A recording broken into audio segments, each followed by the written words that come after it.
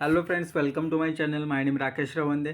आणि जर तुम्हाला कोणताही फोटो जर बॅकग्राऊंड चेंज करायचा असेल तुमचा, तर 2 मिनटात आपण चेंज करू शकतो. त्यासाठी तुम्हाला फोटो रूम नावाचं ॲप्लिकेशन प्ले स्टोअरवरून डाउनलोड करायचं आहे. हा बघा, मी माझा बॅकग्राऊंड चेंज केलेला आहे.